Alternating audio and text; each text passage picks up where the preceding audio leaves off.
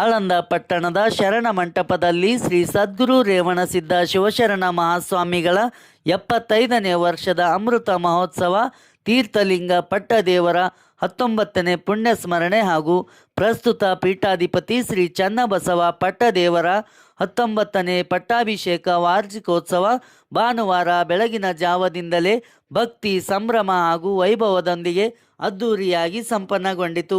ಕಾರ್ಯಕ್ರಮದ ಅಂಗವಾಗಿ ಮಧ್ಯಾಹ್ನ ಶ್ರೀ ಸಿದ್ಧಾರೂಢ ಮಹಾಸ್ವಾಮಿಗಳ, ಶ್ರೀ ಗುರುನಾಥರೂಢ ಮಹಾಸ್ವಾಮಿಗಳ ಅಮೃತಶಿಲಾ ಮೂರ್ತಿಯ ಪಲ್ಲಕ್ಕಿ ಉತ್ಸವ ಹಾಗೂ ಶ್ರೀ ಸದ್ಗುರು ರೇವಣಸಿದ್ಧ ಶಿವಶರಣ ಮಹಾಸ್ವಾಮಿಗಳ ಮೂರ್ತಿಯನ್ನು ಆನೆ ಅಂಬಾರಿಯಲ್ಲಿ ಪ್ರತಿಷ್ಠಾಪಿಸಿ ಭವ್ಯ ಮೆರವಣಿಗೆ ಮಾಡಲಾಯಿತು.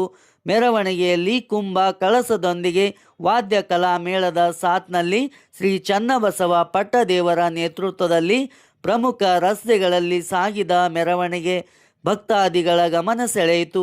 ಶಿವನಾಮಸ್ಮರಣೆ, ಭಜನೆ, ವಾದ್ಯಘೋಷ, ಕಲಾ ತಂಡಗಳ ವೈವಿಧ್ಯಮಯ ಪ್ರದರ್ಶನಗಳಿಂದ ಮೆರವಣಿಗೆಗೆ ವಿಶೇಷ ಕಳೆ ನೀಡಿತು. ಭಕ್ತಾದಿಗಳಿಗೆ ದರ್ಶನ ನೀಡುತ್ತಾ ಸಾಗಿದ ಮೆರವಣಿಗೆ ಶರಣ ಮಂಟಪ ತಲುಪಿದ ನಂತರ ಮಹಾಮಂಗಳಾರತಿ ನೆರವೇರಿಸಲಾಯಿತು. ಬಳಿಕ ಮಹಾಪ್ರಸಾದ ವಿತರಣೆ ನಡೆಸಲಾಯಿತು. ಅಮೃತ ಮಹೋತ್ಸವಕ್ಕೆ ಭವ್ಯ ಸಮಾರಂಭ ದೊರೆಯಿತು.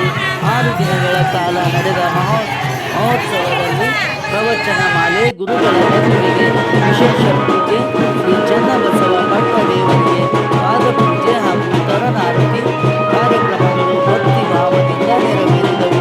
ನಾಡಿನ ಹರಗುರು ಮೂರ್ತಿಗಳ ದರ್ಶನಾಶೀರ್ವಚನ, ಶರಣರ ಮೂರ್ತಿಗಳಿಗೆ ಭಕ್ತರಿಂದ ತುಲಾಭಾರ ಸೇವೆ, ಸೇವಾ ನೆರವೇರಿಸಿದ ಭಕ್ತರು ಹಾಗೂ ಆಗಮಿಸಿದ ವಿವಿಧ ಮಠಾಧೀಶರಿಗೆ ಸನ್ಮಾನ ಸೇರಿದಂತೆ ಹಲವು ವಿಶೇಷ ಕಾರ್ಯಕ್ರಮಗಳು ನಡೆದವು.